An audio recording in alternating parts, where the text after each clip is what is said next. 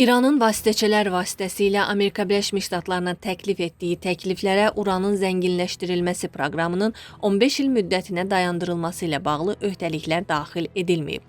Bu barədə Fars agentliyi məlumat yayıb. Vurğulanıb ki, plan həmçinin Tehran və Vaşinqton arasında nizamlanmaya dair yekun razılaşma əldə olunana qədər Hörmüz boğazının açılmasını nəzərdə tutmayıb. Bundan əvvəl İran müharibənin nizamlanması üçün Amerika Birləşmiş Ştatlarına 14 bənddən ibarət plan təqdim etmişdi. Tehranın əsas tələbləri arasında sanksiyaların ləğvi və aktivlərin dondurulmasının dayandırılması, təzminatların ödənilməsi, Amerika qoşunlarının çıxarılması və hücum etməməyə dair zəmanətlərin verilməsi yer alırdı.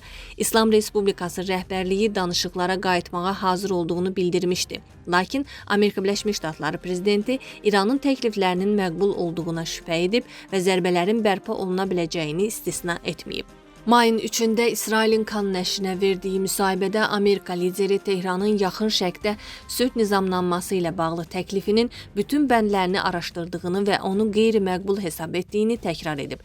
Buna baxmayaraq onun xüsusi nümayəndəsi Steve Witkoff Vaşinqton və Tehranın hələ də danışıqlar apardığını deyib. Amerika Birləşmiş Ştatları Vaşinqton və Tehran arasındakı danışıqlarda vasitəçi qismində çıxış edən Pakistana İranın müharibənin dayandırılması ilə bağlı 14 bəndlik təklifinə cavab göndərib. Bu barədə İran Xarici İşlər Nazirliyinin rəsmi nümayəndəsi İsmail Bəqai məlumat verib. Diplomat bildirib ki, ABŞ İranın 14 bəndlik təklifinə cavabını Pakistana təqdim edib və İran rəsmiləri hazırda həmin cavabı nəzərdən keçirirlər. Xatırladaq ki, İran müharibənin nizamlanması üçün ABŞ-yə 14 bənddən ibarət plan təqdim etmişdi. Tehranın əsas tələbləri arasında sanksiyaların ləğvi və aktivlərin dondurulmasının dayandırılması, təzminatların ödənilməsi, Amerika qoşunlarının çıxarılması və hücum etməməyə dair zəmanətlərin verilməsi yer alırdı. Bundan əvvəl Respublika rəhbərliyi danışıqlara qayıtmağa hazır olduğunu ifadə etmişdi.